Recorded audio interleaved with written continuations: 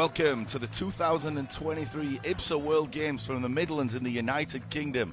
From wherever you happen to be in the world right now, it's great to have you on board for this women's blind football semi-final matchup. I'm Jason Swain and I'm joined today by none other than Dixie Dean.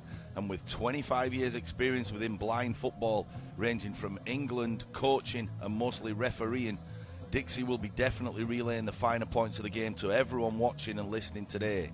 Good morning to you, Dixie. We will listen to the national anthems. Yeah, looking forward to it, Jason. Nice to have you on board. Please rise if you are able for the national anthem of Japan.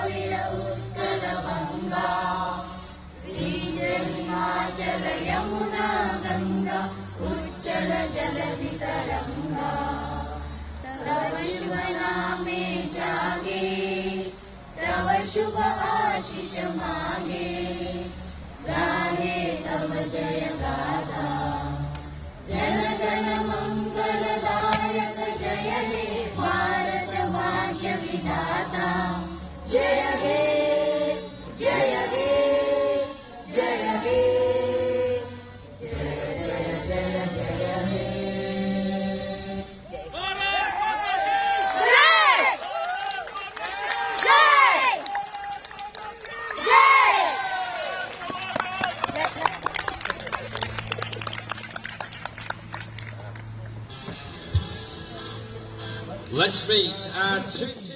Introducing Japan. Okay, the national anthems being well observed as always by both teams, and we'll look at the starting lineups for today. First of all, top of their group, Japan start with Rina Wachi, Takuchi Mako, Suzuki Rika, Kikushima Sora, and she's the person who will be ploughing the goals in as she's done all tournaments so far. Wakasugi Haruka, and the substitutes Machiko Terabashi, Mikawa Kaga, Ichika Tanaka, Hana Shimitana. The head coach is Natsuki Yamatamo. Japan surely favourites, Dixie, for this one. Yeah, I think so. They've looked very impressive during the group stages, and they played 3-1-3, scored lots of goals, and with the number 10 up front, they've got a really lively goal scorer, and I can only see this going one way, Jason, really, to be honest. Yeah, well, let's hope for the neutral that India do come and compete, and we look at their starting lineup. So we've got Kanchan Patel in goals, Asha Chowdhury, Deepak Campbell, Sangeeta Mecha and Nirma Ben. They've got here from their own initiative, they were 1 loss, 1 win and 1 draw, Dixie, across the board. They're quite a well-balanced team. Yeah, they've done exceptionally well, India, because they haven't been going for that long. They've only been in existence for a couple of years. So, as a football nation, they've really grown quite quickly over that 2-year period. And I know they've got Karen Seals on their coaching team, who's ex-England footballer, and I think he's been working with them for 2 years as well. So they've gained a lot of experience from Karen, who's he played probably over 100 games for England during his time, so that's helped him. And I think they've done exceptionally well to get to this stage of the competition. So I'm not going to say that they're going to roll over and think our job is done. Yeah. But they can go back to India after, if they do go out today, they can go back and with their heads held high, and I'm really proud of their achievements. Well, let's hope for them and any neutral watching that this is a hotly contested fixture and it's not one-sided as Japan have shown already. However, as a semi-final, anything can happen. It's a one-off game, Dixie. Yeah, exactly. It's, as you say, it's a one-off game. There's you have to perform on the day, and your sort of past performances don't really account for much. If you don't perform on today, you're going to go out. But I've seen no signs of that from Japan. They seem to be they're well up for it, and in all their group games, even the ones when they were already through, they still kept going. And so I've got no reason to think they're not going to go full throttle today. So I think it'll be one of those that India will be defending for their lives, really, for most of it, and relying on the breakaway and try and sneak a goal. I'm sure the coach will be thinking, right, if we can get to half-time 0-0, we stand a chance. And, if they can do that and then build on it, you never know what might happen. You get an injury, or, a decision goes against you, or, there's a mistake in the defence and they bag a goal, and, everything can turn round. Okay, and as we see on screen, the captains discussing final preparations with the referees. But if we can look at the fixtures for the rest of the day, we're at game 1 in this beautiful Bournemouth Arena. The sun is shining down, and the first game, Japan take on India. The next semi-final will be the women's game, Argentina against Sweden, and then we'll have a bit of a break because at 2:30 we will see Spain taking on France in the men's section. Iran will take on Morocco in the next one, and then Brazil will be taking on Mexico. So a lot to look forward to today, Dixie, with some key fixtures coming up. But it's always good when you get to this stage of the tournament. Oh yes, this is where it all happens, isn't it? The earlier part of the group stages can be a bit cat and mouse, but it's we're now down to the business end of it, and we've got some really exciting games coming up in the men's section for you later. So that's from 2:30 onwards. Game every 2 hours. We have, and speaking of exciting, one player that's really excited me in this tournament is the number 10 for Japan, and that's Kikushima Sora, if I can pronounce that right. And 5 goals already. I mean, she destroyed England in that first game, and she's just kept going from strength to strength. Dixie, what do you make of her so far? Yeah, she hits the ball so well. She's so strong, and against England, she scored a hat-trick in 6 minutes, and then they took her off. Yeah, it was unbelievable. England was 3-0 down after about 8 minutes in the game. She scored a hat-trick in 6. And they rested her, which I can perfectly understand. And she scored again in the next game, and another goal in the next game. So, yeah, she's some player, and the Indians are going to have to make sure that they don't leave her with any space in and around the box. The danger also is they take her off, and you've got someone else on 3 goals, Shimitana Hana, number 13. Who can come on and add that firepower. So it's double trouble in many ways for this Indian team. Yeah, they've got goal scorers all over the place, and it's a nice problem for the coach to have, isn't it? Which one does he start? Because they both score goals, but to my mind, it's the number 10 who's his main go-to person. So we're ready to start the game, Dixie, and Japan will kick off right to left in the all-white strip. India will be playing left to right on your screen, and they will be in the all-orange with black socks. A beautiful day at this Bournemouth Arena. The sun's shining down, and the teams are about ready to go. Referees just taking their final preparations, taking time to get things right. Everything needs to be set for this key semi-final matchup. We look forward to having you either watching or listening, and please enjoy the game.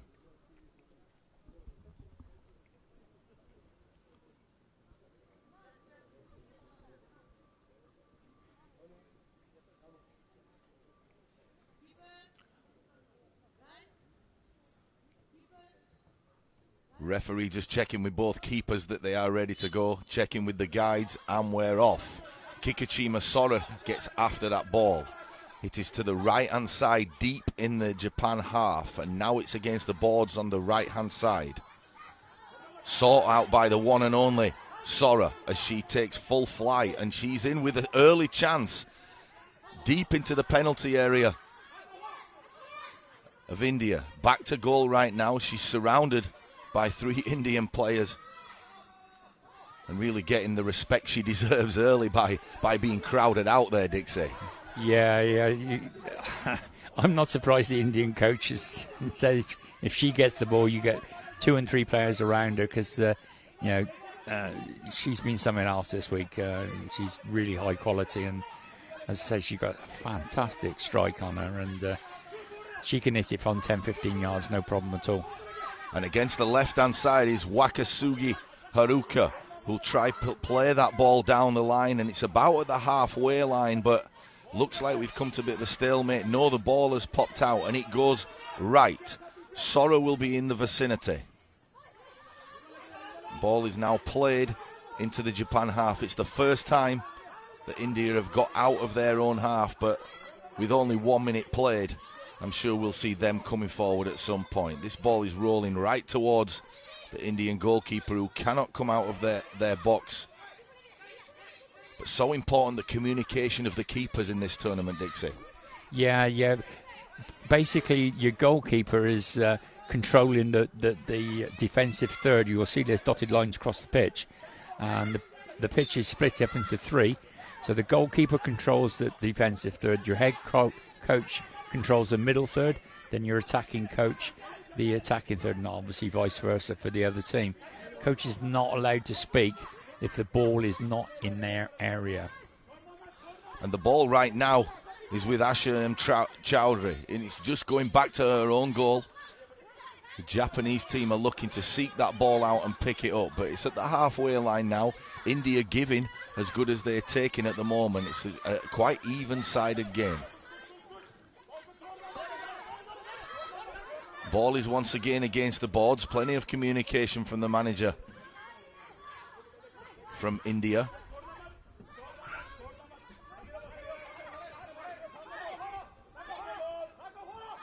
And there's a little bit of a tussle, a good physical battle there by the number 14, Wakasuga Haruka, with also the number 9, Sangeeta Mecha. So a good physical challenge for both teams right now. Do you see that being a part of India's game to try throw Japan off, Dixie? I think what they're trying to do is just stifle the game a little bit, as the number 10's just lashed one into the side. Yeah.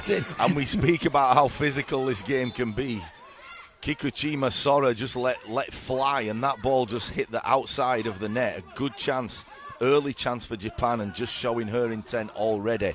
She seems really fired up for this one. Yeah, she's been excellent all week. But just going back to what we were saying, India, really to give themselves a chance, they've got to break the game up.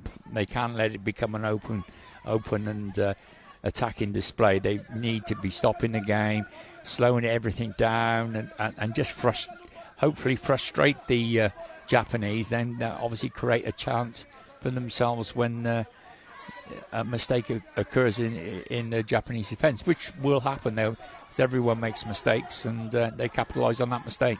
Well, the ball is around the midline of the game, but it's against the boards again, and India, it looks like a strategy to press against those boards, and like you said, Dixie, thwart the game. The number 9, Sangeeta Mecha, has been instrumental in doing that already, and Asharam Chowdhury, they're kind of working in packs as they try break down this Japanese onslaught. Yeah, but here we go again with the 10. Kikuchima Sora had a chance to go through on goal, but beautiful skill using the bottom of the feet and going through, and she has a shooting opportunity, but what a save Kanchan Patel to the rescue there. Oh, yeah, she's. As I say, I keep on saying about this number 10. You'll get fed up with me talking about it.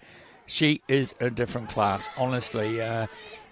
She worked her way through, using the sole of her foot to turn and twist and throw the Indian players off, and she unleashed a lovely shot with her right foot, and the keeper's done really well to get down to it and push it away.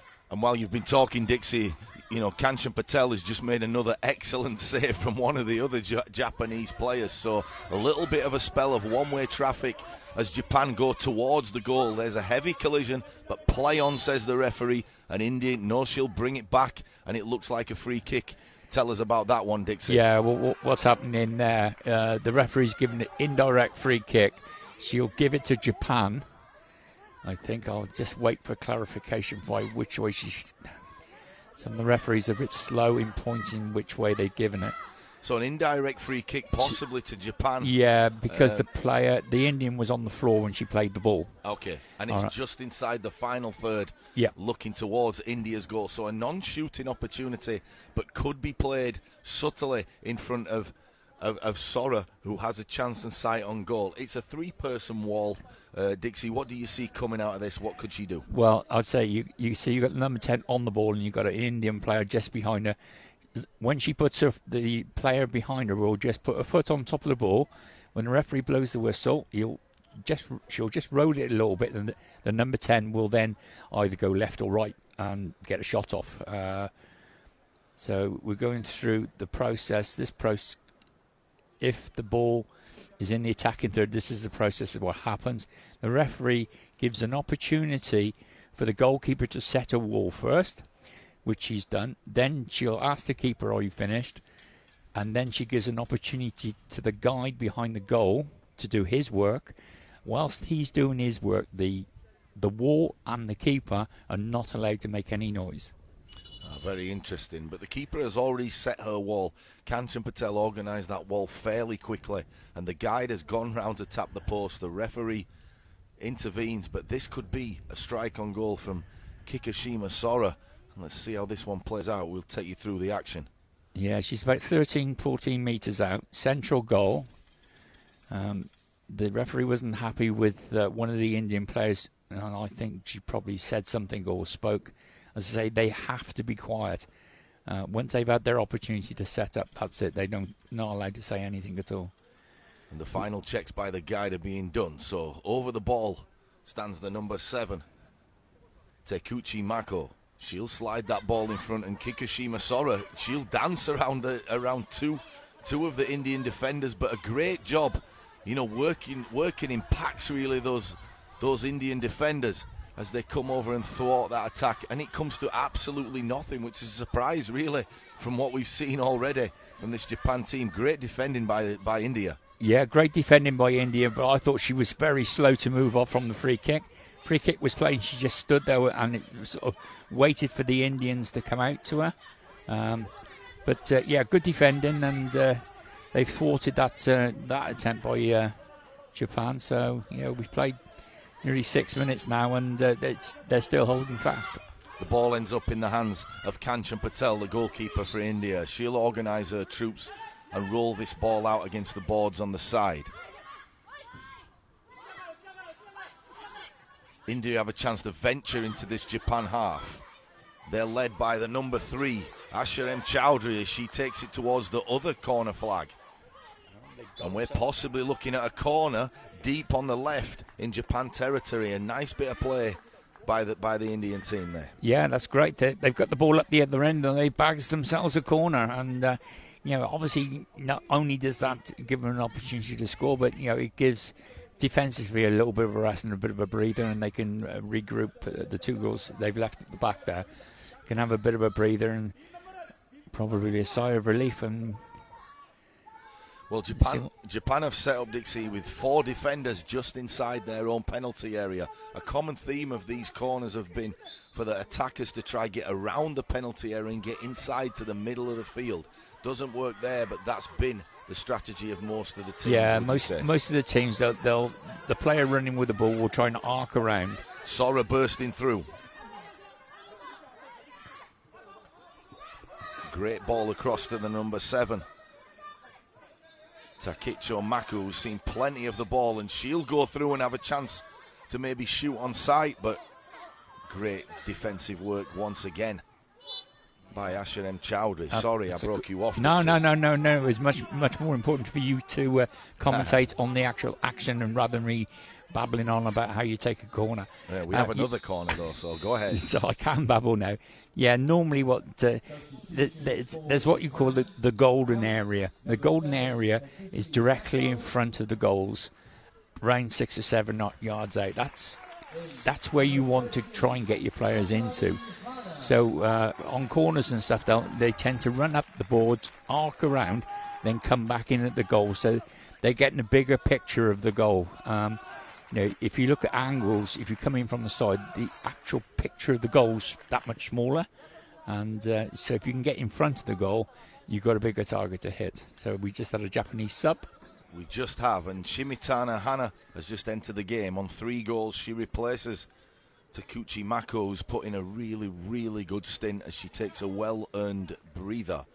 We're back to the action with 8 minutes 20 left in this first half. The score is 0-0 and not much in it. Only 2 early opportunities from the Japanese team to score, but Kanchan Patel has been up to the challenge and saved both of those shots, and the Indian team giving as much as they're getting at the moment. Who would probably be the happy of the 2 managers right now, Dixie? Yeah, I'm sure the Indian manager's really happy. Just to clarify the substitutions, it's roll on, roll off. So if you can take a player off, then bring them back a minute later. So it's not like standard football. If you're off, that's you done.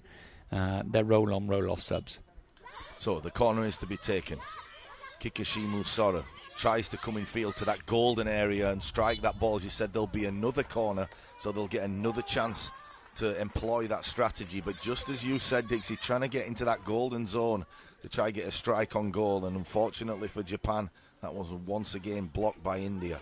I think as this game goes on, you've got Sangeeta Mechi, who's at times a lone striker for India. She possibly will push up, in case they get a breakaway and she'll have a chance of going through. That's been something that's a possibility for this Indian team. Yeah, late on in the second half, if it's still 0-0, I'm sure they'll have to go expansive, and they will leave on corners and free kicks, probably leave 1 player up front, and basically, because if you win it and the 4 defenders are all in around the goal, where are you going to pass it to? You won't have an outball. But here we go. The Indians are bringing it forward, just coming up to the halfway line. It's a good little run. It is, Dixie, and it's like you know what you're talking about. That just happened. The Indians just came out of their box with the number 8. Rana Akshari just pursued that ball, and suddenly we're into the middle third of the field. Ball is against the boards again. The number 14, Wakasuge Haruka, will have the ball. Taken over by the impressive Kikishima Soru, who sprays that ball to the other side, and it ricochets off the boards at the other end. But this ball will be picked up, looks by the Japanese team, and once again, the number 13, who's just come on, making her impact felt. Shimitana Hana taking over with the ball. She'll look to go on a run, but stopped again. There's a bit of lack of communication amongst the Japanese girls there. They're not talking to one another, and India have come out with the ball. And here's a chance of a break and a bit of physical play there. The referee allows it to go on for now. But surely three defenders, 3 Japanese defenders around. At what point does that become too physical, Dixie? Well, it's a very thin dividing line. They can be around her, it's not a problem, but if they start, being over-aggressive and stuff, the referees will intervene then. But we were watching yesterday, as it rolls through to the Japanese keeper, watching the Japanese yesterday, the men, and oh my word, they defend with 4 every time. No matter where the ball is, there was 4 Japanese players around the ball. You chuck a blanket up in the air and you would catch all 4 of them. It was unbelievable, but very, very effective. So the ball is rolled out from the Japanese keeper. It's down the right-hand side, deep into the India territory, as they're on the edge of their own box, still defending resolutely, but it comes to Hannah picks the ball up, passes to Sora. Sora going back towards her goal, manages to change direction and goes back to Hannah. Great interlinking play by those two. Double trouble for any opposition playing this Japan team, and it goes back to Sora. Sora will have a chance to take this one on. She does indeed. She has the goal in range. A beautiful turn by Sora as she's once again crowded out by more or less the whole Indian team as they're defending by committee, and it's brought out by the number 8, Rana Akshara. Here's Sora with a chance, the shooting chance, and she's in on goal. Will the ball run too far? It just does, but another opportunity there, Dixie. Yeah, I think we've got another corner here to Japan. Yeah, she's not quite on it yet, the number 10 for Japan, really. I've seen her move a lot quicker than that, and she's just lacking a little bit, but great defensive work by the Indians. They're sticking to their task, and we've only now got 5 minutes of the second half left, and the coach is going to be well happy with this going into half-time if they can keep it 0-0. Yeah, no doubt, and it looks like they've done their homework pretty well.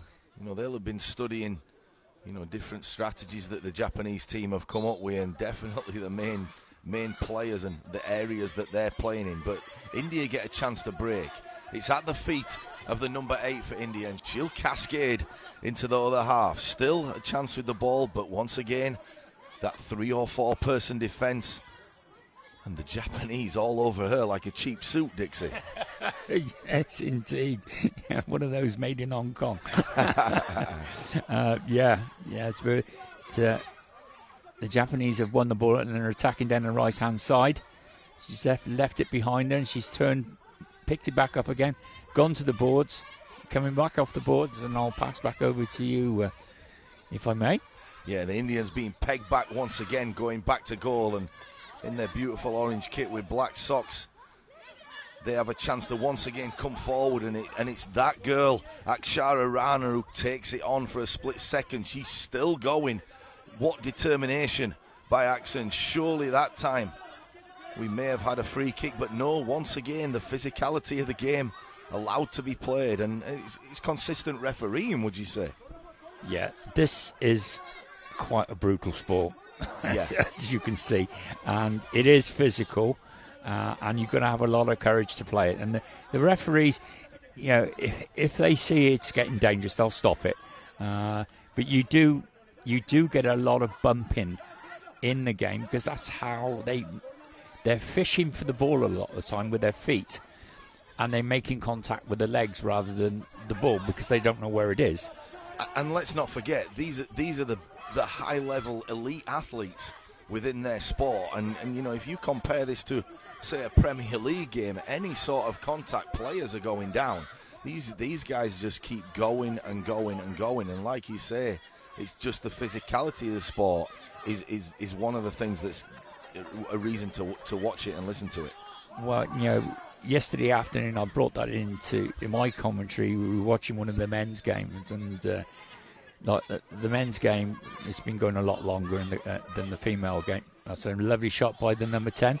It's rolled into the right-hand post is what we look, but the keeper's just chucked a cap on it, and no problems. And it was a chance there for Sora, and a clear chance, and like you said, she would have put that probably away in the group stage games, but a little bit of added pressure, and she scuffed a couple of those shots.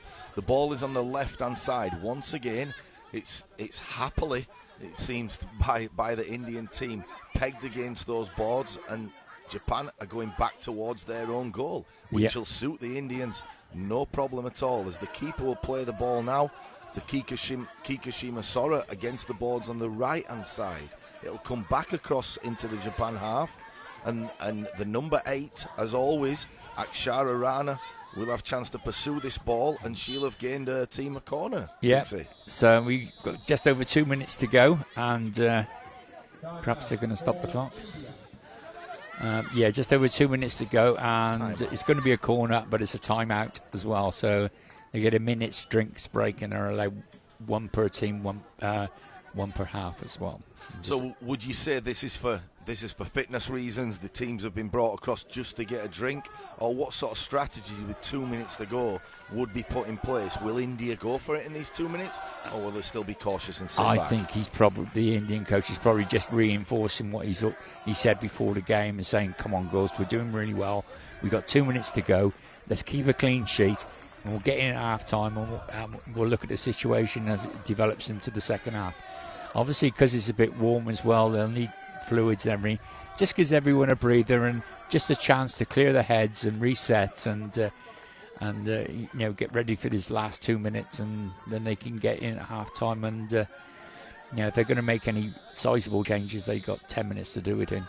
And speaking of changes, within these last 2 minutes, it has allowed Japan to make a substitution, and it looks like Kikushima Sora will have the chance to take a well-extended rest. She'll have the 2 minutes and then half-time to counter that. And with Shimitana Hana, they still have a goal-scoring threat on the field. But Japan, what a luxury it is to be able to rotate your main player, especially in the semi-final, Dixie. Yeah, well, you take one player off who scored 5 and bring another player on who scored 3. So it's not bad, is it? But we're going to have a restart here. It'll be a corner to India. So right down the other end from the goal with just over 2 minutes left of this half. I'd say the Indians have done extremely well, and they're going to be really pleased if they can hold 8 to half time. And the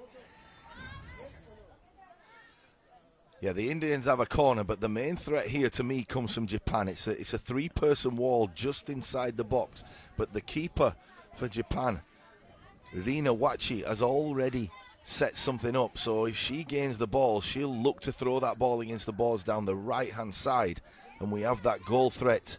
Shimitana Hana waiting for her chance to gain that ball and possibly have a counter-attack, Dixie. Yeah, she's gone right up onto the top right-hand corner of the ball and just looking where the other Indian player is. I can't see her from my angles anywhere. I can see 3 of them. I got her. I can see her now. Yeah, so the Indians have left one at the back there to cope with the Japanese player on the boards, but corner ball is taken. What they didn't want. Yeah, and it was a poor corner. It was not played well. But I suppose the positive is it didn't allow Japan to counter-attack. As good physical play once again by the number 9, Sangita Mecha, who's taken this game at times to the Japanese. You can't fault her effort, Dixie, as she looks to cascade once again into that Japanese penalty area. Yeah, because she's working really, really hard for her team. I think we got another corner. So yeah, she's working really hard for her team because she's basically up there on her own against 3 Japanese players.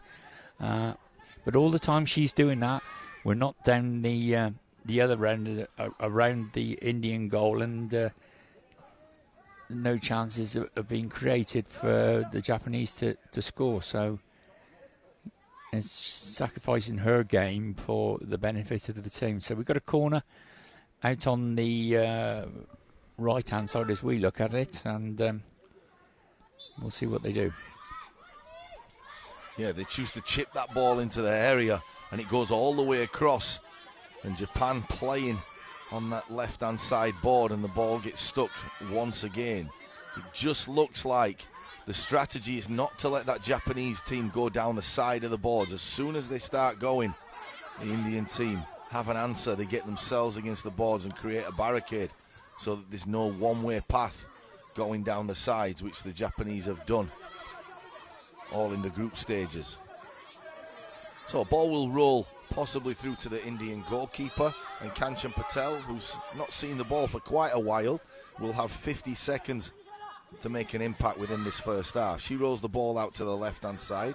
It's with Sangita Mecha, who picks it up, and she starts towards that Japan goal. She stopped briefly, but she's still managing to keep going. What a run by the striker for India as she gets into the final third of the Japanese. Now it's stopped, and finally the Japan team managed to contain her, but another good run there by the lone striker, Dixie. Yeah, she's doing really well because she, like, when she's on her run, she's tying 3 Japanese defenders up. So it's given the other Indian girls a rest, and they need a rest as we enter the last 10 seconds. So this is going to end up 0-0 half-time, no doubt about it. Yeah, and going into the second half, I mean, we have a chance here, may run out of time. Oh, and it would have been a great chance as Mako Takuchi went through there, and she would have had a great chance and a chance to shoot and test that keeper. But as we say, Dixie, going into the second half, the managers will have chance to regroup, they'll have chance to discuss things, but surely, you know, the Indian team have got to be the happier of these two teams going in at half-time. Yep. Yeah, we've got a few highlights to show you. Yeah, they're going to be definitely the happier of the two teams going in at half-time. And, you know, the Indian coach might say, well, you've defended so well so far, let's defend again and go for penalties. Yeah. And that could be a game plan. It could be a game plan. And, I mean, they've only had really 2 shots on goal, and the keeper, you know, Kanchan Patel will be more than happy with where they've come from. They've not been real close shots. They've been quite a long way out, and she's been able to deal with them fairly well. Yeah. So the tail of the tape is 0-0's a fair result at half-time. Yeah, exactly. And as I say, there's been nothing that she's extended her, really. And I'm just looking at Indian coach. He's got absolutely apoplectic out there. He's not happy. And if you can see on the screen, he's just within shot of the right-hand side. And he's remonstrating to his coaching staff, looking at how those corner balls should be played, because he knows any chance of a set piece may be their breakthrough. So he's just going through, and the passion on show, and this semi-final is a joy to watch, really, as he's really angry, getting after he? that. He does, yeah. And the person he's having a go at is the guide, his own guide from behind the goal. He's absolutely fuming. So obviously, yeah, my words. You don't see that very often. You don't. And it's a great way to end the first half with a lot of passion, because this game has been played like that. So we'll have a chance to have a breather, Dixie. We'll join you guys back in a few minutes. But from me and Dixie, a chance to go get yourselves a drink at half-time and come back and enjoy this second half. It's Japan 0, India 0. It's fast, technical and tense. This is your guide to five-a-side football. There are 5 players per team, 4 outfield players and a goalkeeper. The aim of the sport is to score a goal by kicking the ball into your opponent's goal, and at the end of the game, whoever scored the most wins. Players must wear eye shades to ensure that all players have the same level of vision. That is apart from the goalkeepers, who aren't required to wear eye shades and can be fully sighted. Their job is to keep the ball from going in the goal behind them. But how do the players on the field know where the ball, or indeed the goal, is? Well, the ball in blind football is specially designed to make sound whenever it moves. Also, each team has a guide behind the opposition goal to help direct them. Each player is required to shout "Voy" when going for the ball. This ensures every player has the cues they need to help build a picture of what's going on and what to do next in defence or attack. To help this, total silence is required from the crowd until a goal goes in. Voy is Spanish for go, and it was the Spanish who were credited with originally developing blind football in the 1920s. As well as the Paralympics, teams from all corners of the world can compete at World, European, Asian, African and America's Championships, as well as a World Grand Prix. Blind football can be played by both men and women, with the historic first Women's World Championships coming up in 2023. So what are you waiting for? Give it a try.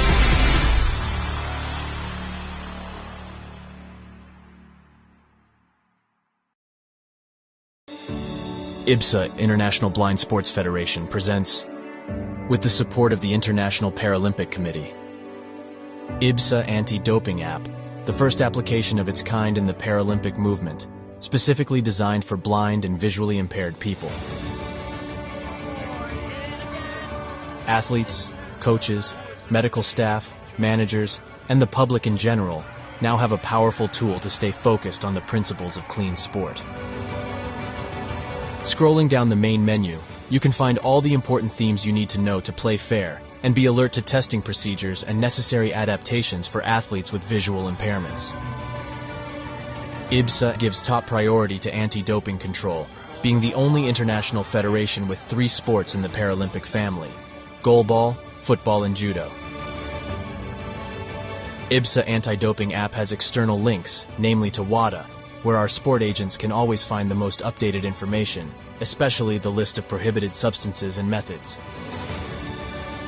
Glory in sport can only be achieved by the athlete's awareness of their rights and responsibilities. You can find them on the IBSA anti-doping app.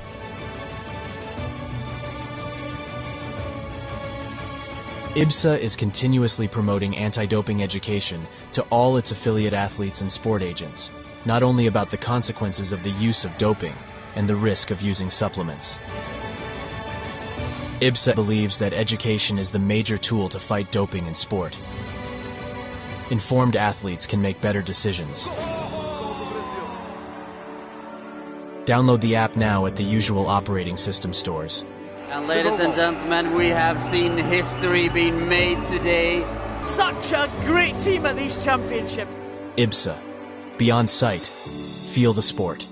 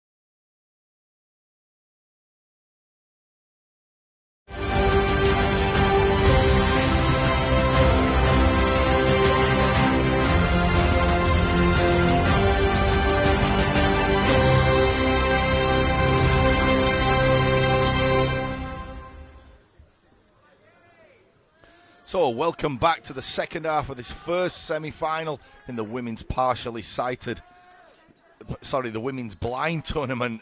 Correcting me is Dixie Dean alongside, who'll relay the finer points of the game. But, all to play for. 0-0, Dixie, in this women's blind competition semi-final. The setting, if you've just joined us, is Birmingham, the beautiful Bournebrook pitch at the University of Birmingham. And we'll look at Japan now. We'll be playing left to right with Kikushima Sora starting the game for them.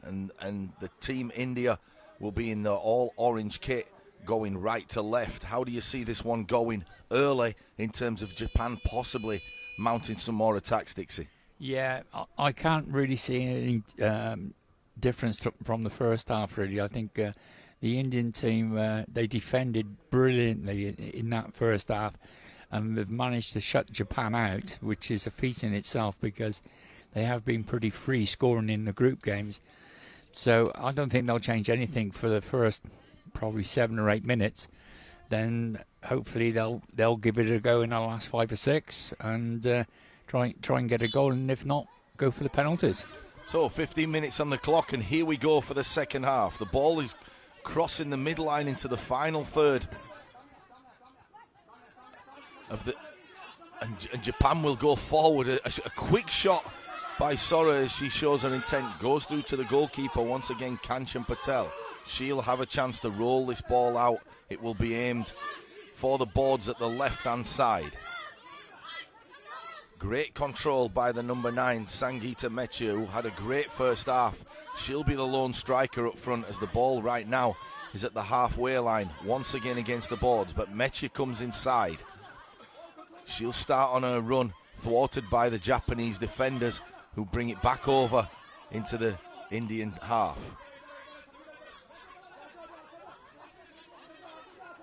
Little bit of keep away by this Japanese team as the number 7, Takuchi Mako, takes it on, and the ball is deep into the corner flag. And Sora will take it on. She'll be wedged against the boards by the number 10, Nirma Ben, who's had an excellent tournament so far. Sora loses out to Ben. Great defending by the Indians as they clear it. And the ball will go back into their own third. And Japan look to keep the ball down in this final third so that they can keep mounting those attacks, Dixie, and hopefully they'll get a break where that ball will roll to them for that decisive chance. Yeah, they're just keeping the pressure on, and that pressure will build, and India are breaking away and relieving that pressure now down the left-hand side with the number 9. She's doing well, and I think, is that going to run out? Nope, not quite. She's bringing it back.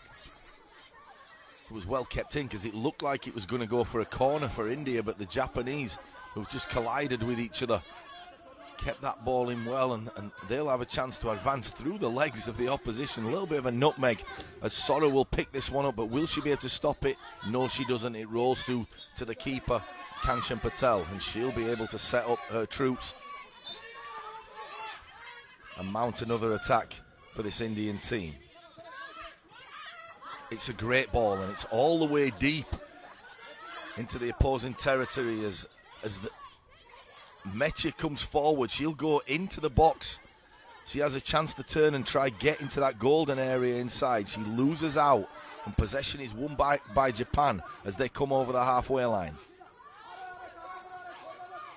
A great run by the number 7 there, and she has a shot on goal, and what a run it was by Takichi Mako. Yeah, it was a lovely little skill. run, well controlled. She had the ball nicely in between her feet and was in total control, and she unleashed a shot, but just wide of the left-hand post. This game's moving faster, Dixie. We're having a problem commentating on this one. It's going from end to end, and just as we've spoke about that shot, the ball is down the other end, and off we go. And here's the girl of the moment, Sora, as she comes into the box, thwarted once again by, as you say, that blanket defending of India.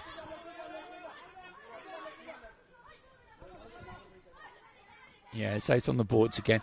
You do find when players have not played that much, the boards are a bit of a safety net for them. I'll break off. And that was an important tackle by the Indian number 10 as Sora was bearing down on goal, and it gives the chance for the Indian team to break out. It's with the number 3, Asha Chowdhury, as she's on the right-hand side against the boards. It's defended well by the number 7, Takuchi Mako. Seems like we've been pronouncing her name all day. She's been involved in everything that's been good for this Japanese team, the number 7, Dixie, for Japan. Yeah, she's having a very influential player. And she sprays it out again, out to the number 10 off the boards. Sora bounces off the boards but regains control and comes inside. Good defending by India once again. A couple of players go down in their own penalty area, but the ball is once again deep into the Japanese half and towards their own goalie. Chance for Sangeeta Mechich to take it on, but they're just checking. Referee timeout. Yeah. Just taking a timeout. There's an issue. Some of the referees not quite happy with something. I'm not sure what. And the ref is not doing anything at all. They're coming over for a conflab between each other. So being a referee, Dixie, we got a little bit of a break in play. Are you constantly watching the referees? You've been a player, you've been a coach, you've been a ref. What excites you more? There's so much going on out here. Yeah, well, it's the same. I've done all the roles in blind football, I suppose. So, I have been watching referees quite closely to see the different styles. It is interesting to see the European referees, the way they referee, as opposed to the way the South American referees officiate the game. And they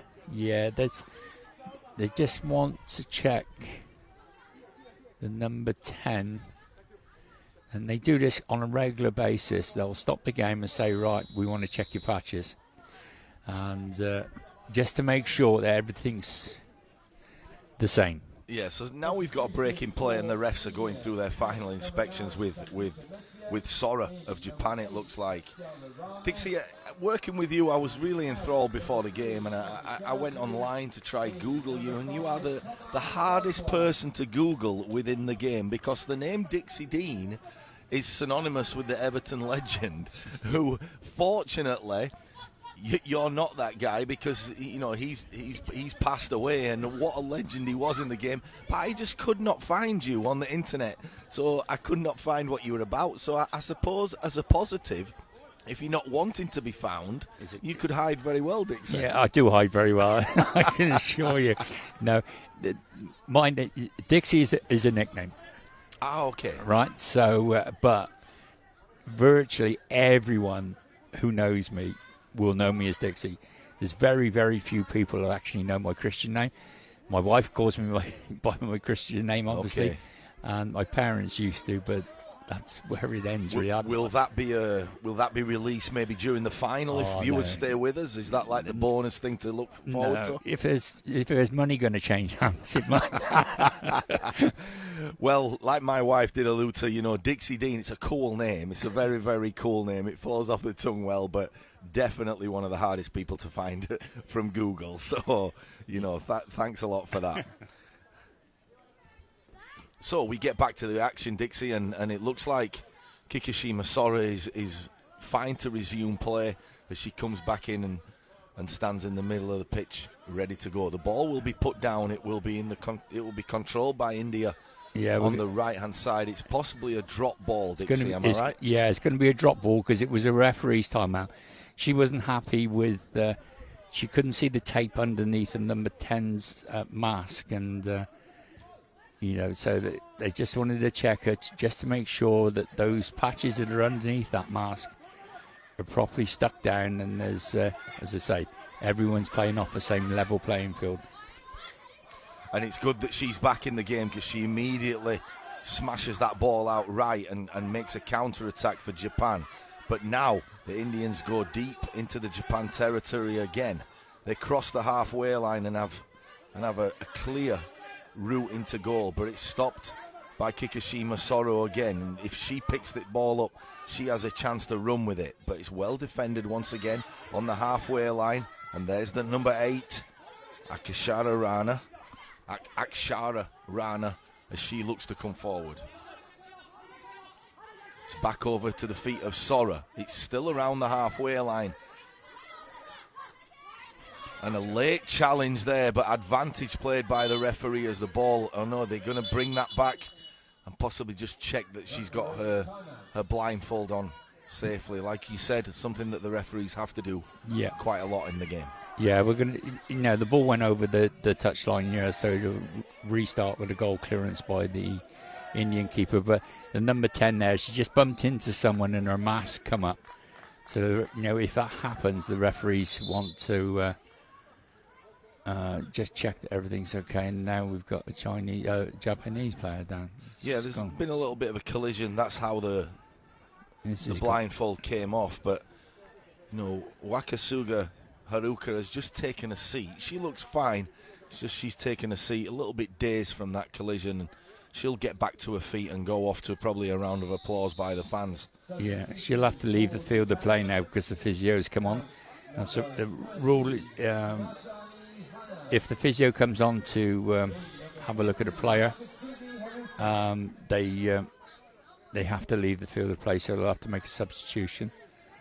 And the Indians were taking advantage of the situation, they're getting a quick drink, and the referee's not happy about that. They were, and something we didn't see earlier on in this half was we've had a substitution at goalkeeper for Japan, and Machiko has come on in goal, the number 23 for Japan. So they've changed early. It's not really a big strategy in terms of changing the goalkeeper, but it looks like they changed either at half time or just within to the second half. So there's the change at goalkeeper for Japan. Yeah, they must have changed it at half time because they certainly haven't done it during the second half. So they don't have to notify anyone of any changes just during the break. It's only during the actual game they have to notify the referees. And onto the field is Shimitana Hana once again for the Japanese team, the diminutive striker, and she partners up with Sora. So added firepower now for this Japanese team. Sora will take the ball down the left-hand side. She's becoming more and more influential as this game has gone on, really getting into the groove as she sprays the ball and it goes back right into our hut. And you've been hit by a lot of footballs this weekend, Dixie, in this little tent that we're commentating in. If you can see us on screen, we're in a white tent right at the end, and constantly footballs have been flying in here, Dixie. Testing your reactions, I would think. I don't mind them flying in at that pace, but yesterday we had 2 or 3 come in. You knocked the television screens off the table. They didn't come here that quick. It's a clearance that'll go all the way through to the Indian keeper, and just in the nick of time she picks that ball up as Hannah was ready to pounce. It's down the left-hand side. It crosses the halfway line against the boards, and India will mount another attack. We've not seen the ball as much coming towards the Indian goal this half. It looks like, they're starting to really even out this, and I could see penalties happening in this one. Yeah, I can see it as well. We had the 5th and 6th and 7th and 8th playoff places yesterday in both of those games. In the women's section, both of those games went to a penalty shootout. As I say, the female game at this level is very much in this embryonic stage. It's only been going for a very short period of time, a couple of years or so. So they're still learning, and they're getting better. And it's nowhere near as quick and as fast as what the men's football is, but. As I say, they've only been playing a couple of years, so you don't expect it to be. So it is advancing, it's getting better, the players are getting fitter, and it's a bit of a wild shot from the Indian player there, sends it well wide, and we're going to start with a goal clearance. But speaking of getting better, Dixie, we did say at the beginning of the game, as there's a timeout called, we did say at the beginning of the game that Japan were heavily favourites, and as this game has gone on, getting better has been what India have done, and they've come out just as attack-minded and just as offensive-minded as this Japanese team, and they're sensing that they could get a good shot on goal in these last 7 minutes as they've been able to venture towards that Japanese goal on many occasions. Yeah, to be fair, as I said at half-time, the Indians have done really, really well to keep this Japanese strike force out, and they're doing extremely well, and they're getting good support. There seems to be quite a few Indian supporters in and around the ground. There's quite a few directly behind us, Jason. I don't know if you can hear them. I call it the cheap seats behind us. And they're getting some incredible support. And we've got 7 minutes to go. It goes to penalties. It's a lottery, isn't it? It is, and speaking of great support, I mean, I don't know if you had the chance, Dixie, you've been commentating like I've been, but I had the privilege of commentating on the partially sighted men's game yesterday, the England game. And yes, we're the host nation, and England, representing really well. It was a 3-0 victory in that final must-win game, really, for them. But what an atmosphere it was in Wolverhampton. Yeah, I can quite believe it.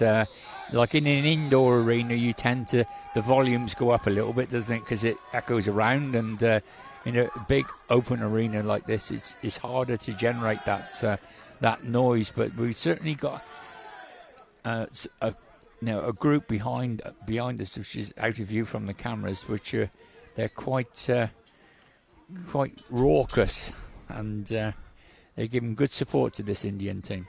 Yeah, and it is welcome at venues like this, and Bournemouth Arena, such a beautiful playing surface, the AstroTurf in pristine condition, and it has been since the opening kick of this tournament, and we back to play with 7 minutes 5 seconds remaining in this second half.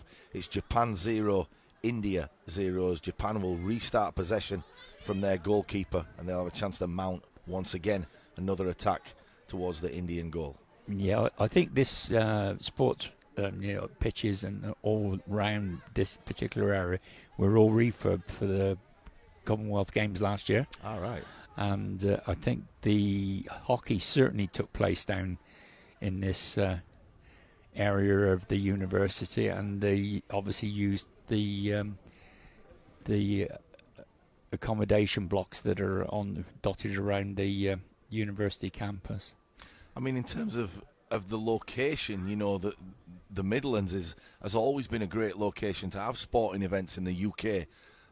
Common sense says that it's the easiest place to get to within the country for everybody. So, it is a great venue, and it's just been put on really well by the University of Birmingham and University of Wolverhampton at Walsall campus. It's just, a really exceptional place to play, and the standards of the competition have been very high, Dixie, so far. Yes, yeah, I'm quite heavily involved with the partially sighted groups in the UK as well, and they got some good lads in that England team. Partially sighted, John McDougall, he's a good player. Josh Pugh, some good lads. Steve Daly's got quite a nice team there, and they've progressed to the semi-final. I can't off the top of my head remember who they're playing in the semi-final, but they're particularly doing well. The key is they'll avoid Ukraine. So in the semi-final, they will be able to avoid Ukraine. They'll take to the stage on Monday. Both of those semi-finals will happen, but that's the arch nemesis, and the final goal we know is to get through and play that Ukrainian team if they make it in the final on home soil. And I'm sure the added advantage of being at home may go in England's favour. Yes, it may well do, but I've seen Ukraine partially sighted team play, and they're one good team. They are a cracking team, so they'll have their work out in that, but they got to get to the final first. So the game resumes here in Birmingham, and it's thrown out by the Japanese goalie, and it looks like it will roll all the way for a goalkeeper kicking to the other end without any player touching it. Yes, bit of a wasted throw from the keeper there, unfortunately. He needs to put an angle on the ball so it hits the boards and stays in, and not just throw it straight like that. Yeah, beautiful throw-in, and the ball is in the centre circle, and it's with the Japanese team as Hannah is able to collect, and she passes the ball nicely to the left-hand side to Sora. Sora will pick it up and she'll run down the boards. She'll be through on goal, and it's a shooting chance, and that's probably the best chance we've seen as she went left to right inside of the area. We'll probably catch a replay maybe as she goes in towards goal, but the keeper not sure would have had a chance of that one, and Sora just missed, but that has definitely whet her appetite. Yeah, it was a great run. She's picked it up sort of probably 20 meters from goal on the left-hand board, and she's going at pace, keeping the ball nice and close to her, and gone across the goal and tried to bring the ball back on herself, and but she just mishit it, and the keeper just watched it sail by, which she's particularly happy about, I would think. And the Indians have gone up to the other end now and bagged themselves a corner.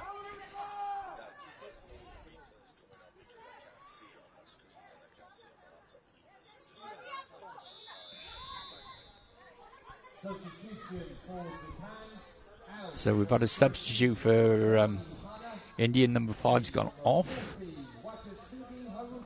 Back into the game is Sangeeta Mecha, who was the lone striker, but she's now adopting a defensive role, really, against those boards. And one of the key ingredients I've noticed in both the partially sighted tournament and the blind tournament is the flexibility of these players. The different positions they can play adds their value to that team. Oh, for sure. In futsal, generally, you don't have particularly defensive and offensive players. It's very much, intercirculating. You're playing in any position really. It's not like 11-a-side football and say, right, I'm a left back, or right back, centre back, or midfield player. It's interchangeable in futsal, and you have to be adaptable, be able to play in most of the positions. Of course, you might be better at one than the other, but you've got to have the ability to play in them. The restart will see India waste yet another corner, which won't appease the Indian manager. But it's with the number 8 for Japan as she comes down the left-hand side of the boards. It's back with the number 7. She's had her pocket picked by the Indians again. They're battling away on the halfway line, and the Indians have still got it. And the clock's still ticking down. We've got just over 5 minutes to go. But with Sora having that chance, Japan could be lethal, and I can't see anything but either a 1-0 win to Japan or penalties.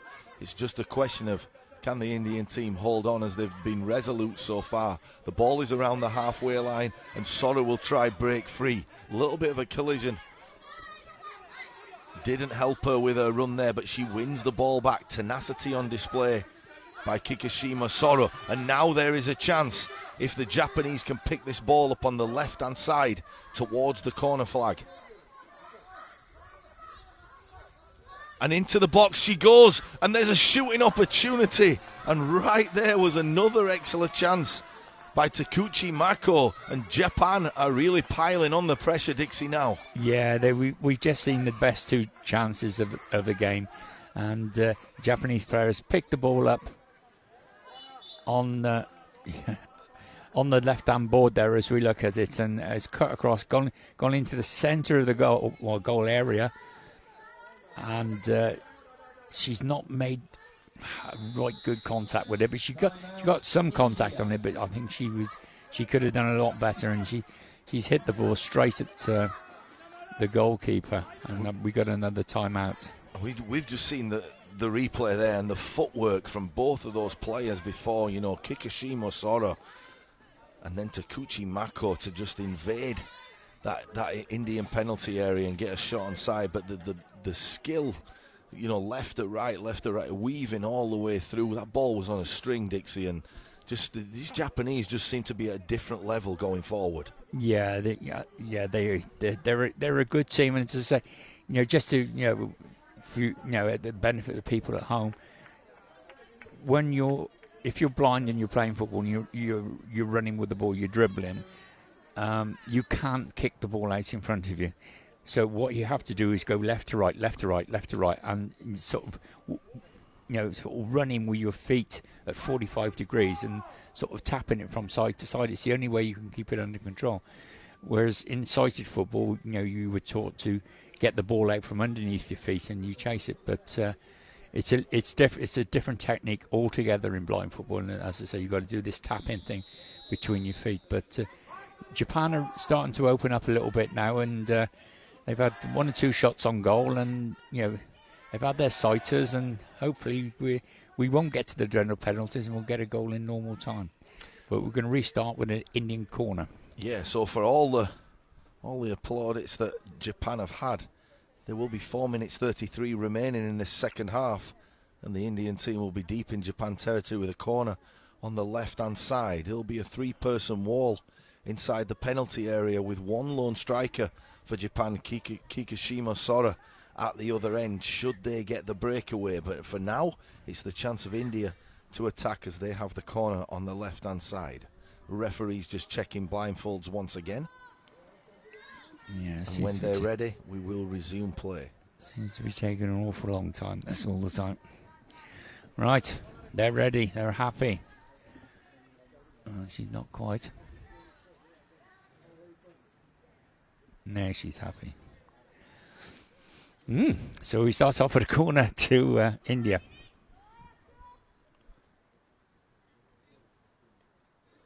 And as this game goes on, Dixie, we've been treated to some beautiful weather. The sun beaming down on this pitch at Bournebrook. These fans are, T-shirts on and just absolutely lovely weather as the game resumes. India will go towards their own goal down the left-hand side, but Japan will already intervene. Good defensive play by the Japanese, and the ball is stuck once again against those boards. It's played out and it's played across field. The ball is in no man's land right now, and as it approaches the halfway line, and who will get to this ball first? As always, it's the Japanese team, and on another mazy run, that ball will come to Sora on the right-hand side. It will go through her legs, but she picks it up. She has the ball at her feet, and lovely drag back by Sora, and a shooting opportunity just drifts wide of the left-hand post, but yet again, another chance for Kikushima Sora, and at some point in these last 3 or 4 minutes, she has to make one of those pay.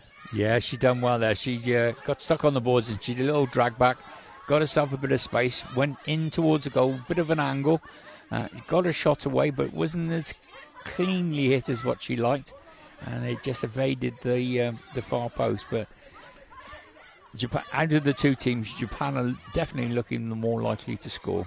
Yeah, the Indians against the ropes, that's for sure, as Japan piling on the pressure. They'll have another chance to play this ball, possibly down the boards on the right-hand side. It's a beautiful ball, and it goes over the halfway line, and it's just past the feet of Kikushima Sora.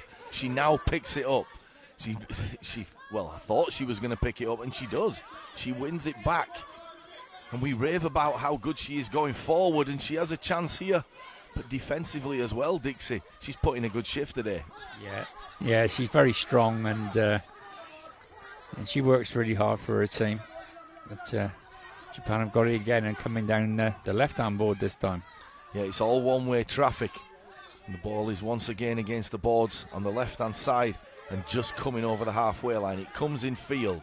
Kikushima Sora will have a chance to pick this one up. She just lets it drift by, and it's towards the corner flag on the right-hand side, attacking for Japan. She comes into the golden area as you spoke about.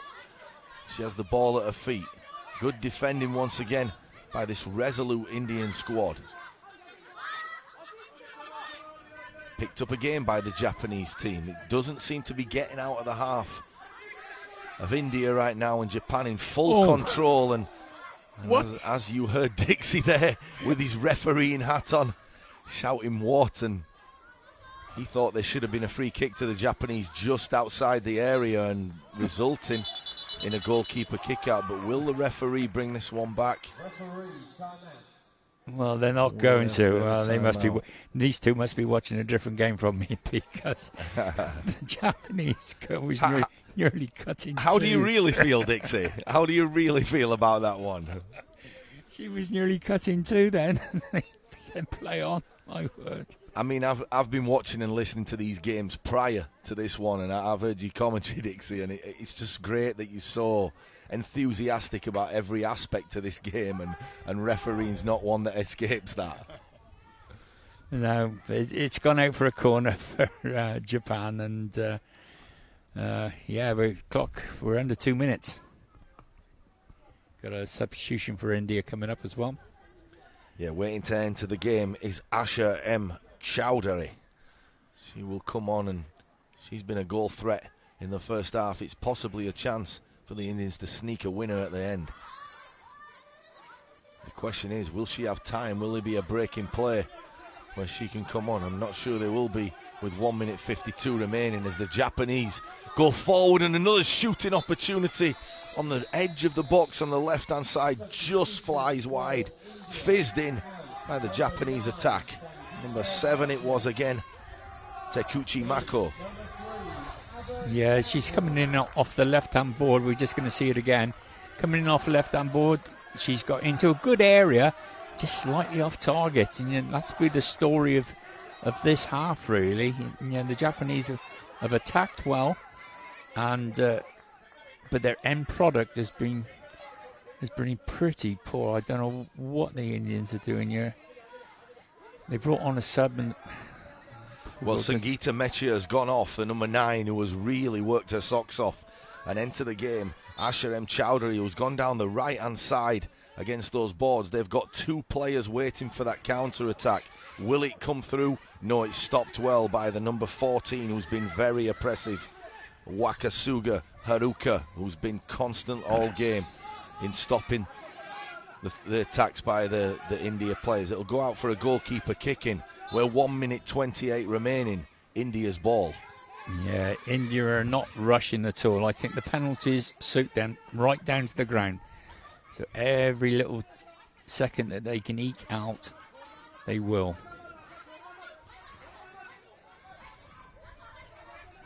So the bit of action at the moment is Indians are stuck on the left-hand board there, and the Japanese are trying to roll the ball back, and they rolled it back to their colleague. We're into the final minute as the Japanese get a chance to shoot, and it just rolls out. And how frustrating was that? A great run by the impressive Wakasuga Haruka. She came right into the penalty area.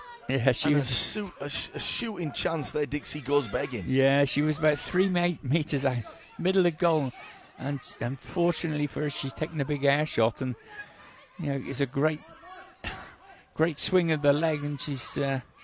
Well, I say, when I'm doing coaching, I say it was a big swing with no ding.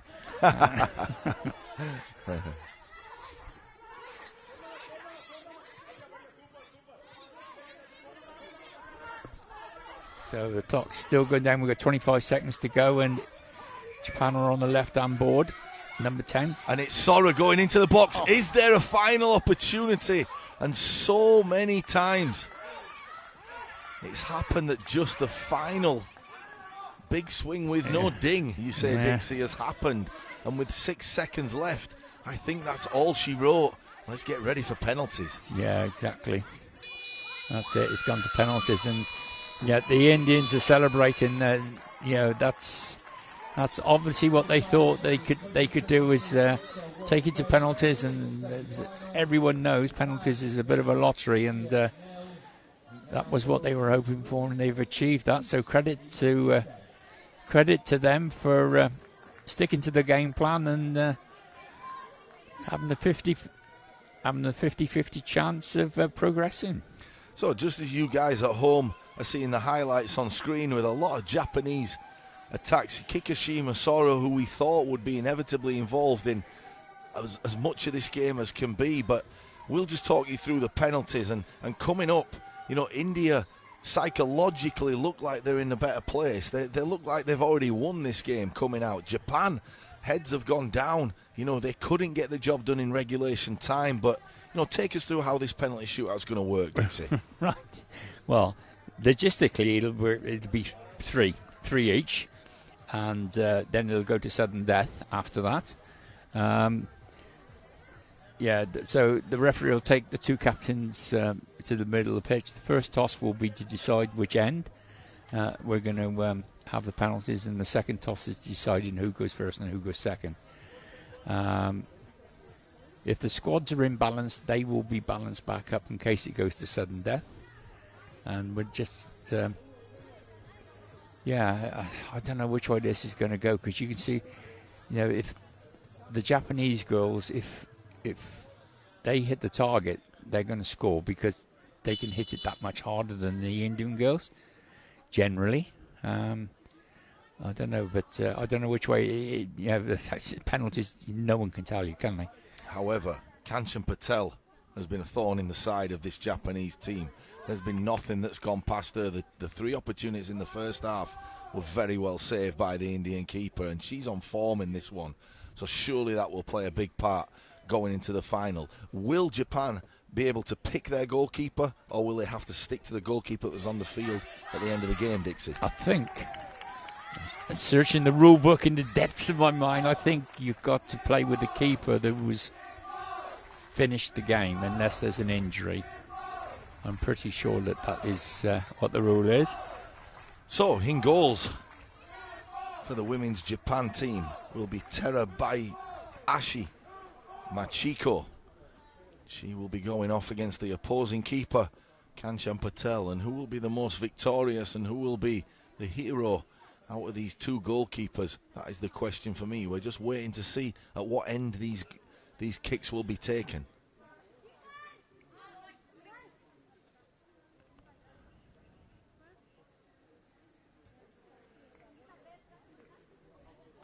Right, still waiting for the referees to get things organised.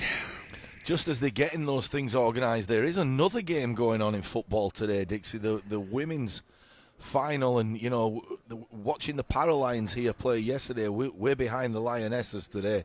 You know, playing against Spain in their first ever final, and you know what a sight that will be on at 11 o'clock UK time.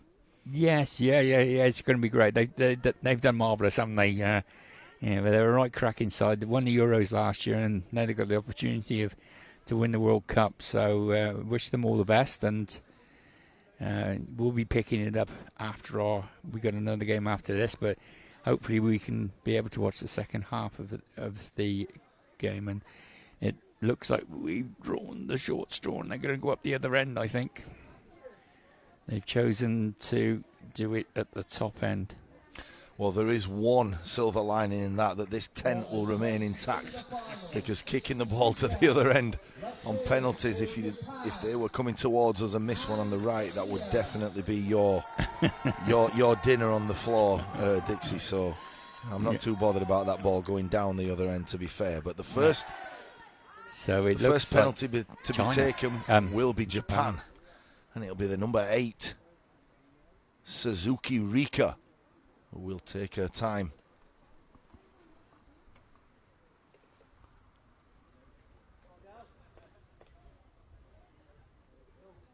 And we're just waiting for the Indian goalkeeper, Kanchan Patel. Maybe a little bit of gamesmanship at this point, making the players wait, a little bit of getting them in that uncomfortable zone.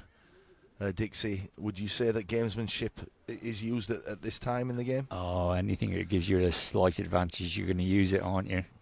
You know, now we've got the Indian coach he's gone onto the pitch to talk to his goalkeeper. They're just,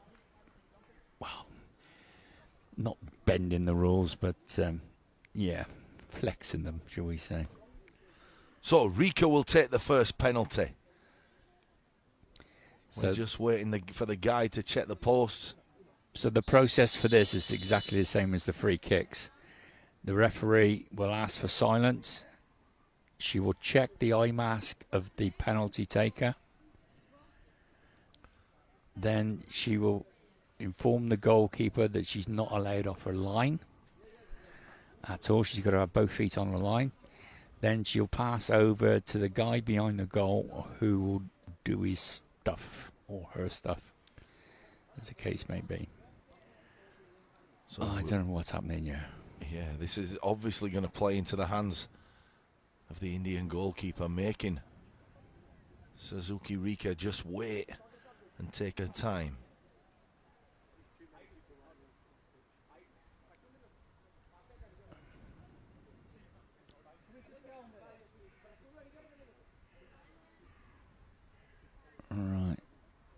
Right. They've leveled up the squads. That's what it was.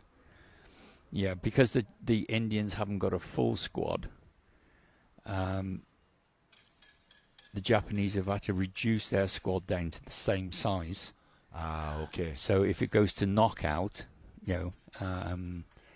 knockout penalties, the numbers are going to be the same. So the guide has just checked the post. Yep. We're all quiet and waiting as Rika looks to take this penalty. Oh, my word, how unlucky is that?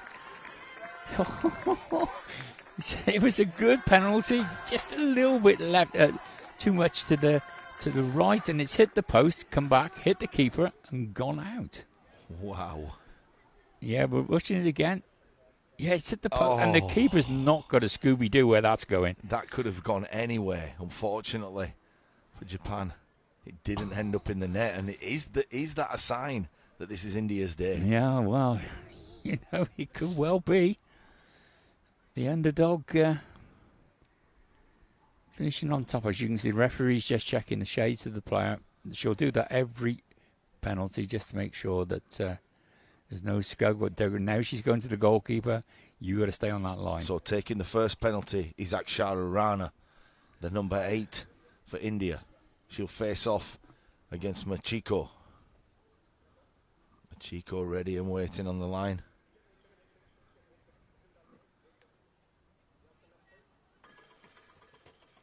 The guy just checking the posts and making that noise. Everyone else is quiet as Rana sets that ball. Interestingly, they've changed the guide.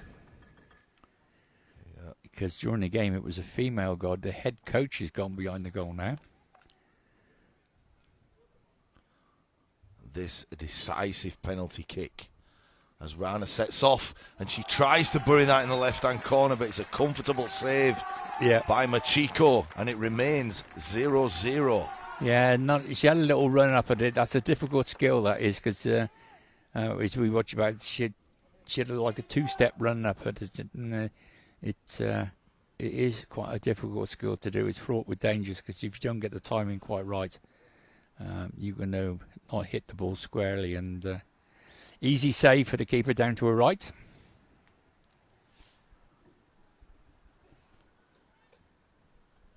So the next penalty taker is the number 14 for the Japanese team, Wakasugi Haruka. She's been absolutely sensational in this one. And she'll set that ball down and the guide will just check the posts for her. So it's Haruka against Patel who will come out victorious. A key penalty, the second penalty for the Japanese at 0-0. The right-footed Haruka steps up. She'll take a small step back and she'll fire. And what a save by the right hand of Kanchan Patel. And she keeps India's hopes alive. And that one was going right in the top corner, Dixie. Yeah, that was a good pen. And she's hit it really well. And, you know, fair dues to the keeper. She sprung up to her right-hand side as we look at it again. She springs up to her right. Good strong hand. And pushes it away. And she goes and smiles at the Indian fans in the crowd, and she's more than happy and really enjoying her performance today. So the next penalty taker for the Indian team will be the number 10, and she walks to the spot. It's Nirma Ben, who's had a great tournament so far. She'll face off against Machiko. Machiko victorious in the last penalty. Will Ben be able to bury this one and give India a massive psychological advantage going into the final two kicks? Right, the guide's just doing his thing.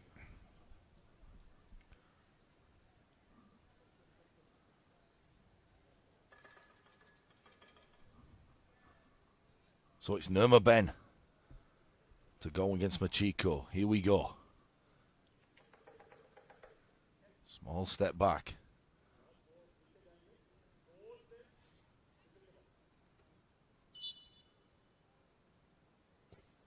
It's a good penalty and a really good penalty, but saved once again by Machiko down to her left side, and the keepers have now made two exceptional good saves. Yeah, she's quite athletic, the Japanese goalkeeper, and she's got across to that. Here we go.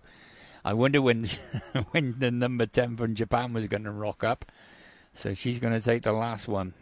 And it's tactically worked to perfection by the Japanese team, as who else would you want taking this penalty rather than Kikushima Soro? She's been very accurate in games, but she's also got that added power, and this is a big test for Kanchan Patel in goals. Oh, for sure, because if she gets this on target, it's going to fly. So it's down to the keeper. She's going to have a bit of a job on you, I think. She gets good contact on the ball, and if it's heading goalwards, you start to fear for India. So the guide going round checking the posts, and it's Sora against Patel, who will come out victorious. Within the game, it's been Patel. Is this Sora's chance to really put Japan one step into the final. Here she goes. And she screws that one left. Oh, my. And she really will be disappointed with how that one has gone left. And you can see the agony on her face as she walks back to her team. And surely now India have the chance to go through. And probably the worst strike we've seen in Sora's tournament. Yeah, we're just watching it again. Oh, she's not missed it by much. She's missed it by loads. That was woeful. She's got her timing all wrong. That's the problem of stepping back off the ball. You know, you see some of the girls that just take a half a step back, so they're not really moving their planted foot, which is usually their left foot. So they know where the ball is. But she, again, took 1.5 steps back. And she's totally reliant on the muscle memory, remembering where the ball is. You know, if we watch the technique from this Indian player, she's not got her left foot alongside the ball. So, if anything, if the wind moves her or moves the ball a little bit, she's going to miss-hit it. It's a risky thing to do, I'm telling you. So the number 9 for India, Sangeeta Mechha. Here is your chance to put your team into the final. She goes up against Machiko, the versatile and agile goalkeeper. But Sangeeta Mechha, here is your opportunity to put your team in the final. Here we go.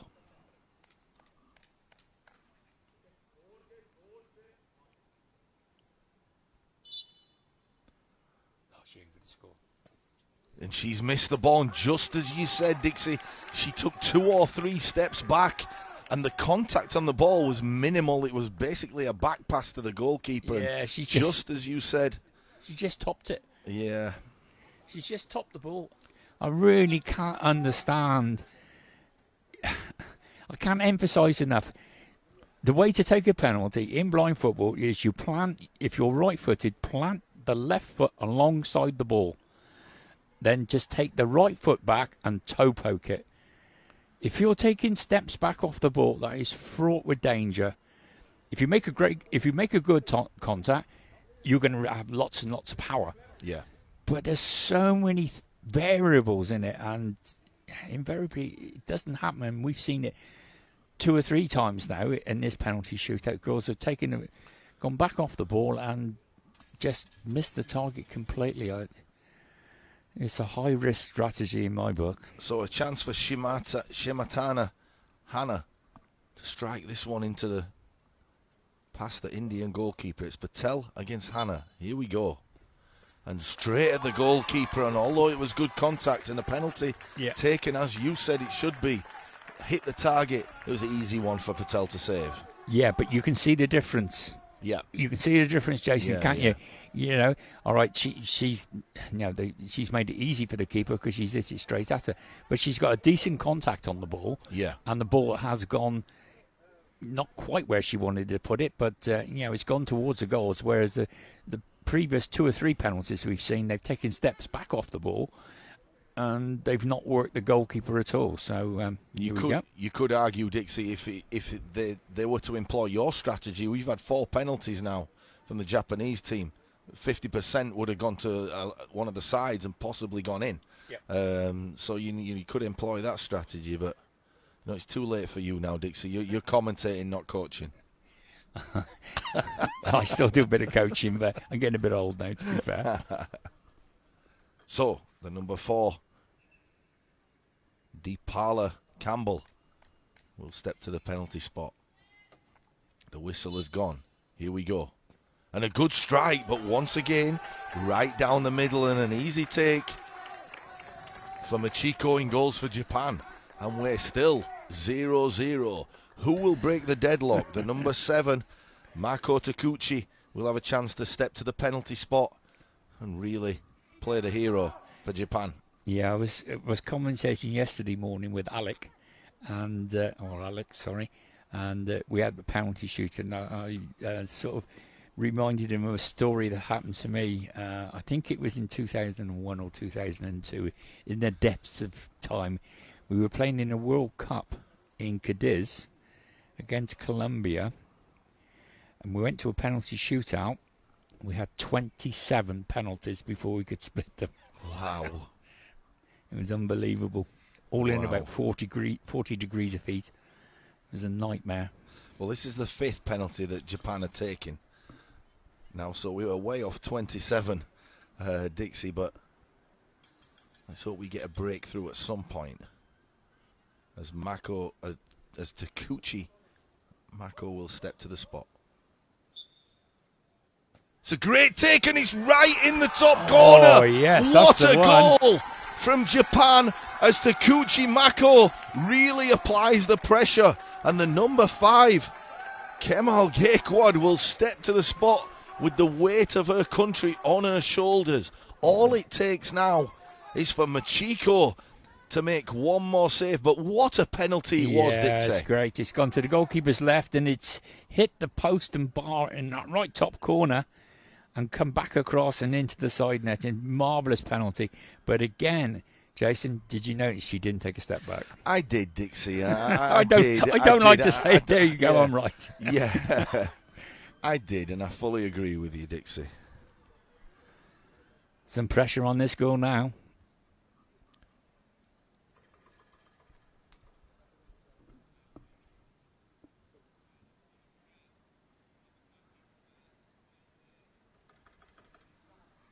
So, can India stay alive? Is this the girl? Is Gaikwad the girl to keep them in their tournament?